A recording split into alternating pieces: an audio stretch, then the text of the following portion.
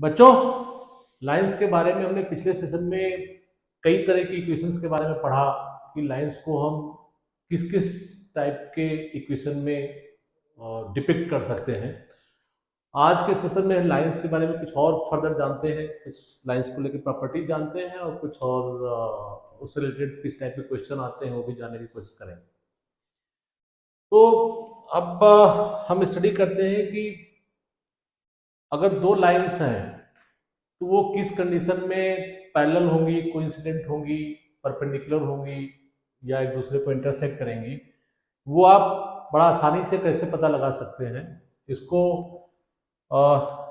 जानने का तरीका क्या है, तो हम दो लाइनें कंसीडर करते हैं कुछ इस तरह से, a1x फिर b1y plus c equal to 0। एक लाइन हम ये लेते हैं, एक लाइन ये लेते हैं, दूसरी लाइन सपोज कीजिए लेते हैं a2x प्लस b2y प्लस ये c1 है c2 इक्वल टू 0, ये दूसरी लाइन ले लेते हैं।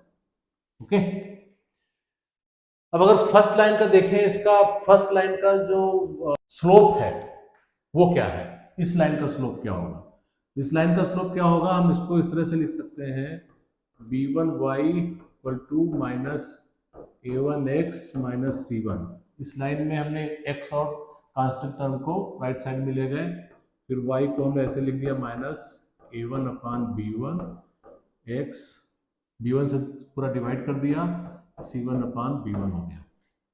अब इसमें जो ये टर्म है, ये टर्म क्या है, this is slope of the line, तो इसको इसको हम कहेंगे m1। m1 is minus a1 upon b1। इसी तरह दूसरी लाइन का स्लोप क्या हो जाएगा, m2 क्या हो जाएगा, m2 इसी तरह से निकालोगे तो माइनस a2 अपान b2 हो जाएगा। अब आप देखिए, अब अगर दोनों लाइन पैरेलल है तो उसका मतलब क्या होगा। अगर पैरेलल लाइन की बात कर रहे हो, पैरेलल लाइंस हैं, तो पैरेलल लाइन का मतलब इस टाइप की होंगी लाइन, तो दोनों का स्लोप बराबर होगा। उस केस में क्या हो जाएगा, minus a1 upon b1 equal to minus a2 upon b2, that is equal to, इसको इस तरह से भी लिख सकते हैं a1 upon a2 is equal to b1 upon b2। इस केस में क्या है, लाइन पैरेलल है। अब आप देखिए इसमें सी टर्म का क्या कहानी है। जो सी टर्म है, अगर हम जाए अब सेम रेशियो में होगा तो बेसिकली ये सिचुएशन हो गई कि अगर एक सिचुएशन ये हो सकती है कि a1 upon a2 equal to b1 upon b2 equal to c1 upon c2। That means आपने ऊपर की लाइन में कोई कांस्टेंट पूरा मल्टीप्लाई कर दिया है सेम रेशियो से, तो दूसरी लाइन आ गई, तो उसका तो मतलब ये हो जाएगा कि दोनों लाइनें सेम है। वो सिचुएशन क्या हो जाएगी, वो सिचुएशन क्या हो जाएगी, कोइंसिडेंट लाइन की सिचुएशन हो जाएगी। कोइंसिडेंट लाइन कब होगी, जब हम ये मान के चलें कि a1 upon a2 b1 upon b2, यहां तक में पैरेलल लाइन हो गई, अभी हमने दिखाया था। अब पैरेलल लाइन हो गई, अगर हम इसमें c1 अपान c2 भी कर लेते हैं सेम रेशियो में, दैट मीन्स आपने पहली लाइन को एक फिक्स रेशियो से मल्टीप्लाई कर दिया, ये कुछ ये लिख लिया, तो दूसरी लाइन आ जाएगी। इसका मतलब दोनों लाइनें बेसिकली एक ही हैं, तो उनको तो कोइंसिडेंट लाइन बोलते हैं। ये जो कंडीशन है ये कोइंसिडेंट लाइन की कंडीशन हो गई। ओके, अदरवाइज अगर पैरेलल लाइन की कंडीशन क्या हो गई, अभी हमने निकाली, पैरेलल लाइन की कंडीशन हो जाएगी a1 upon a2 b1 upon b2, दोनों के स्लोप से अभी हमने कंडीशन निकाली थी, but that should not be equal to c1 upon c2। तो c1 अपान c2 का जो रेशियो है वो इन रेशियो से बराबर नहीं होना चाहिए। अदरवाइज अगर रेशियो बराबर है, इसका मतलब आपने पहले इक्वेशन को अगर उस रेशियो से k से मल्टीप्लाई किया तो दूसरी इक्वेशन पूरी आ गई, वो तो सेम ही इक्वेशन हो जाएगी, कोइंसिडेंट लाइन की इक्वेशन हो जाएगी, मतलब एक लाइन दूसरे लाइन के ऊपर है। अब वो रेशियो अगर अलग है तो ये केवल लाइन खाली पैरेलल होगी बट कोइंसिडेंट नहीं होगी। तो ये तो हो गई कंडीशन पैरेलल लाइन की। तीसरी क्या कंडीशन हम लेते हैं कि अगर पैरेलल भी नहीं है ये भी नहीं है, तो उस केस में क्या होगा, इसका मतलब दोनों का स्लोप अलग अलग होगा। अगर दोनों का स्लोप अलग होगा तो ये जो चीज सिचुएशन है हमने ये लिखा, स्लोप अगर अलग अलग है दैट मीन्स हम क्या लिखेंगे, this should not be equal to this, तो क्या हो जाएगा a1 upon a2 should not be equal to b1 upon b2, that means slope different है। स्लोप डिफरेंट है, अगर किसी लाइन का, दो लाइनों का स्लोप अगर डिफरेंट है, अगर ऐसे देखा जाए कि एक स्लोप ऐसा है और एक स्लोप ऐसा है, तभी तो एक दूसरे को कहीं ना कहीं काटेंगे, तो क्या हो जाएगा, इसका मतलब वो इंटरसेक्टिंग लाइन होंगे। तो अगर दो इक्वेशन अगर आप देखते हैं, अगर आपको ये ऐसी सिचुएशन मिलती है कि a1 upon a2 is not equal to b1 upon b2, means जो स्लोप वाली कंडीशन है, दोनों की स्लोप बराबर नहीं है, तो इसका मतलब वो लाइन इंटरसेक्ट करेगी। फोर्थ कंडीशन क्या है कि ये अगर लाइनें परपेंडिकुलर हो, परपेंडिकुलर लाइन कब हो सकती हैं, वो देखिए m1 स्लोप ये था, m2 स्लोप ये था, m1 और m2 को अगर मल्टीप्लाई करो तो क्या होगा, minus a1 upon b1 into a2 upon b2 minus, दोनों इसमें भी माइनस पहले से लगा हुआ, तो माइनस माइनस बल्कि प्लस हो जाएगा, तो हो जाएगा a1 a2 divide by b1 b2, m1 into m2 but equal to ये आ गया। बट अगर इक्वेशन परपेंडिकुलर है तो आप देखिए एक्स वाई प्लेन में क्या सिचुएशन होगी, एक इक्वेशन ये होगी, एक इक्वेशन ये होगी, तो एक का स्लोप अगर सपोज कीजिए टेन थीटा कुछ है स्लोप, अगर ये स्लोप कहीं पे जाके टेन थीटा आता है, तो ये स्लोप कितना हो जाएगा, ये कितना हो जाएगा, क्योंकि ये 90 एंगल है, हम परपेंडिकुलर की बात कर रहे हैं, तो ये भी 90 एंगल होगा, ये थीटा है, तो ये 90 माइनस थीटा हो जाएगा, ये क्या हो जाएगा, ये क्या हो जाएगा यहाँ से 90, ये थीटा है, ये हो गया 90 माइनस थीटा, ये स्लोप क्या हो जाएगा, ये एंगल हो जाएगा 180 minus 90 minus theta, that is equal to 90 plus theta, ये एंगल 90 प्लस थीटा हो जाएगा। तो एक अगर 10 थीटा है सपोज कीजिए m1, तो 10 90 प्लस थीटा क्या हो जाएगा m2, this is equal to cot theta, but minus में, ये आपको ट्रिग्नोमेट्री से पता है, that is equal to m2। तो इस केस में अगर m1 इंटू m2 मल्टीप्लाई करोगे तो क्या हो जाएगा, tan theta multiplied by minus cot theta, that is equal to -1।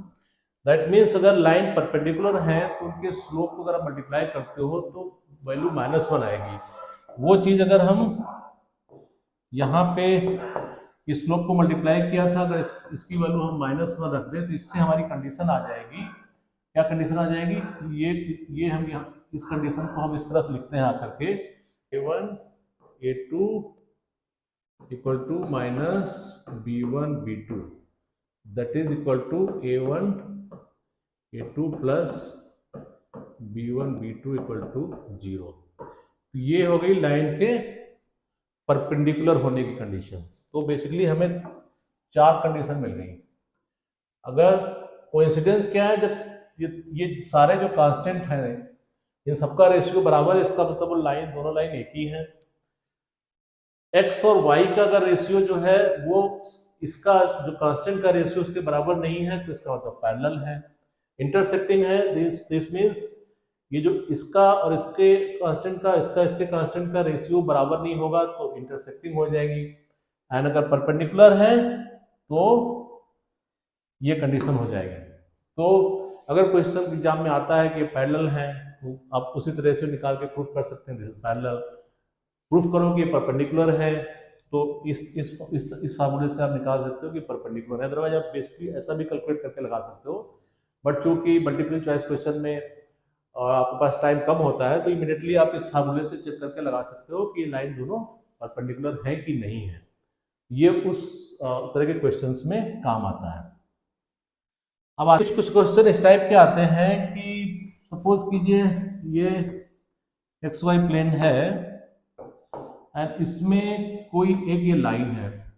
अब हमें कह दिया गया कि हम कोई दो पॉइंट दे दिया गया, एक पॉइंट वाले यहाँ दे दिया गया, एक पॉइंट यहाँ दे दिया गया, ये P1 दे दिया गया, ये P2 दे दिया गया। तो ये P1 P2 पॉइंट इस लाइन के क्या एक ही तरफ है कि दो तरफ है? मतलब ये P1 P2 इस तरफ भी हो सकते थे, P1 P2 उस तरफ भी हो सकते थे, P1 इधर है, P2 उधर है। तो दोनों एक लाइन के एक तरफ है कि दोनों एक लाइन की दूसरी तरफ है, एक दूसरी तरफ है? ये अगर प्रूफ करने को आ जाए तो कैसे करोगे? तो सपोज करो मान के चले कि नहीं ये दोनों जो है पॉइंट लाइन, एक पॉइंट लाइन के इस तरफ है, एक पॉइंट लाइन के उस तरफ है। ये सिचुएशन अगर मान के चले तो उस कंडीशन में अगर हम इस तरह से एक लाइन खींचे ऐसे और हम कहें कि ये mn रेशियो में ये जो पॉइंट बीच का पॉइंट है mn रेशियो में इसको डिवाइड कर रहा है p पॉइंट, तो पहले तो ये लाइन की इक्वेशन हम कोई ले लेते हैं जनरल सी। ये तो हो गई लाइन की इक्वेशन, जनरल लाइन की इक्वेशन। उस केस में ये P1 का कोऑर्डिनेट हमने ले लिया x1 y1, P2 का कोऑर्डिनेट ले लिया x2 y2। इससे हमें P का कोऑर्डिनेट क्या मिला? P का कोऑर्डिनेट क्या मिला? ये हम ऑलरेडी बता चुके हैं कि इस रेशियो में अगर है तो उसका डिवीजन कोई पॉइंट कर रहा है तो उसका फॉर्मूला कैसे निकालेंगे? वो हो जाएगा m x2 plus n x1 divided by m plus n। दूसरा हो गया m y2 plus n y1 m plus n। अब ये p जो इस लाइन, p जो कोऑर्डिनेट है इस लाइन पे लाई कर रहा है, तो इसका मतलब p पॉइंट इस लाइन को सेटिस्फाई करना चाहिए। तो ये p पॉइंट हम इसमें p पॉइंट के कोऑर्डिनेट को इसमें पुट अप करेंगे तो देखिए क्या होता है।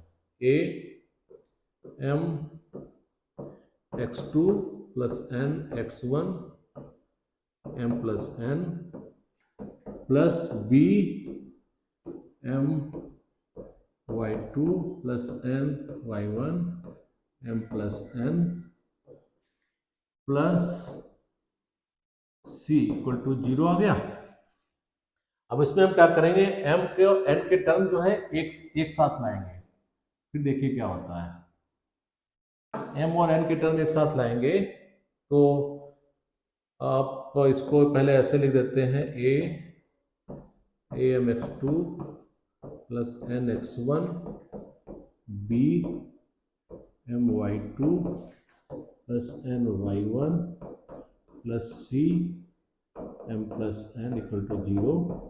अब m के टर्म हम एक साथ लाए तो m क्या हो जाएगा, a x2 यहाँ से आया b y2 plus c plus n का टर्म क्या, n के साथ क्या आ जाएगा, a x1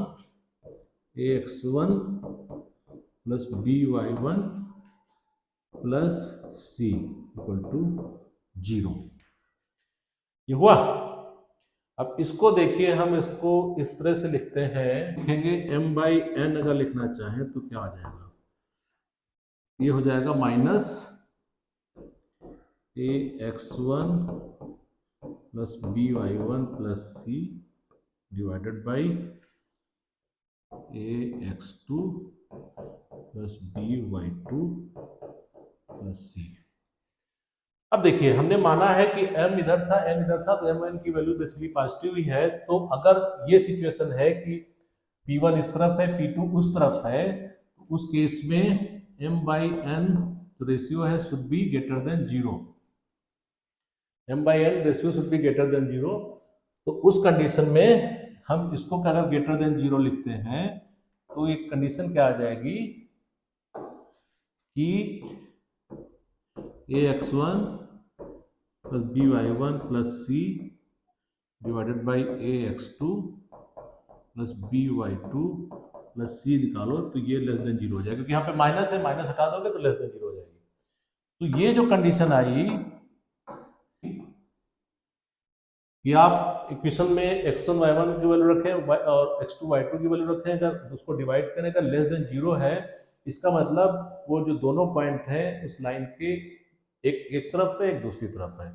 बट इसी का अगर उल्टा हो जाएगा, ग्रेटर देन 0 हो जाता है, तो इसका मतलब दोनों पॉइंट लाइन के एक ही तरफ है। एक चीज ये अगर कहीं पे दिखाना है तो आप इस तरह से पता लगा सकते हैं, छोटा सा क्वेश्चन कभी भी पूछा जा सकता है। अब एक थर्ड सिचुएशन को आज सिचुएशन की सीखते हैं। ये क्या है कि distance of A point from A line, ये अक्सर पूछा जाता है एग्जाम में कि जैसे ये है सिचुएशन, सपोज कीजिए कोई ये कोई लाइन है एंड कोई एक पॉइंट यहाँ पे सपोज कीजिए P है। इस पॉइंट से इस लाइन की डिस्टेंस क्या है? वो डिस्टेंस बेसिकली क्या होगी, अगर इस लाइन से इसमें परपेंडिकुलर डालोगे ये जो होगी ये डिस्टेंस होगी।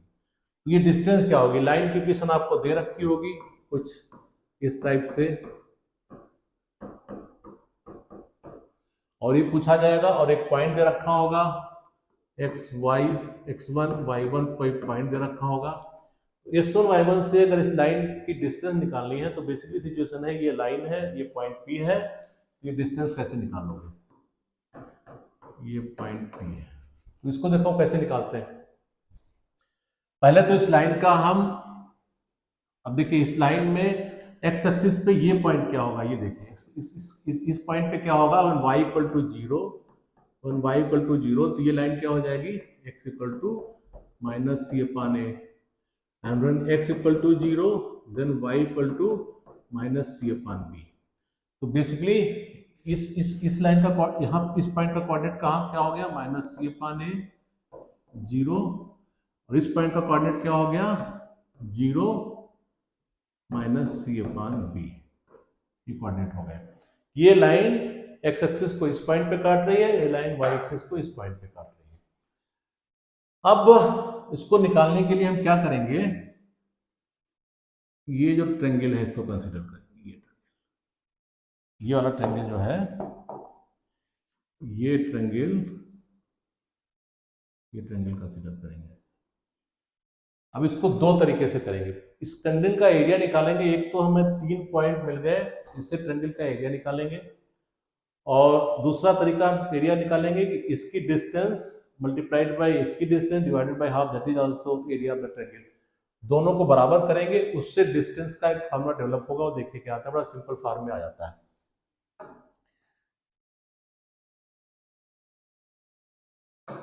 तो पहले तो हम ये ट्रायंगल का एरिया का फार्मूला निकालेंगे। तो ये ट्रायंगल का एरिया क्या हो गया,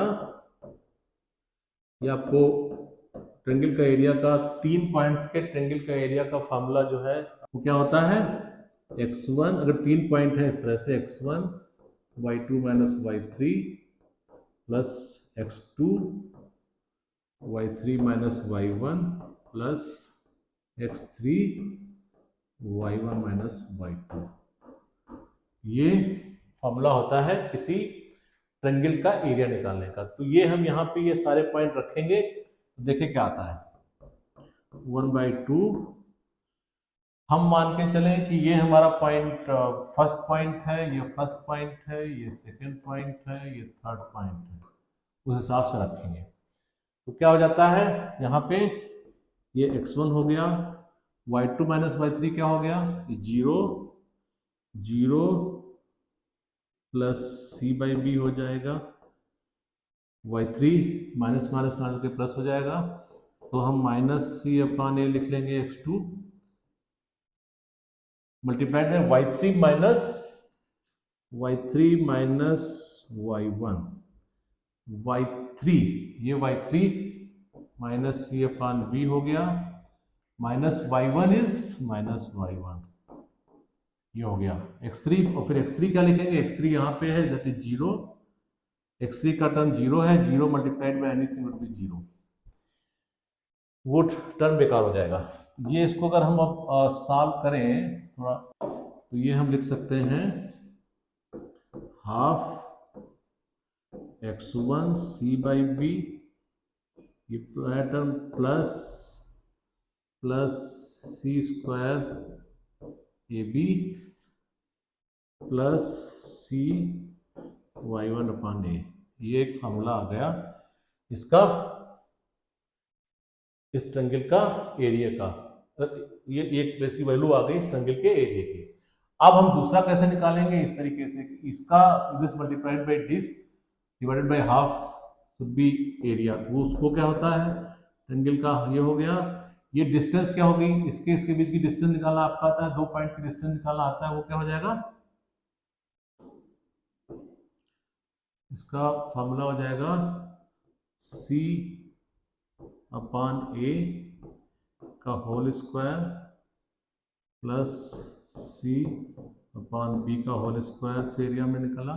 ये डिस्टेंस का सिंपल फार्मूला लगा रहे हैं कि ये जो डिस्टेंस का फार्मूला आता है ना, x1 माइनस x2 का whole square plus y1 minus y2 का होल स्क्वायर, ये कहीं पे 2 पॉइंट का डिस्टेंस निकालने का फार्मूला है, वही मैंने यहाँ पे लगाया।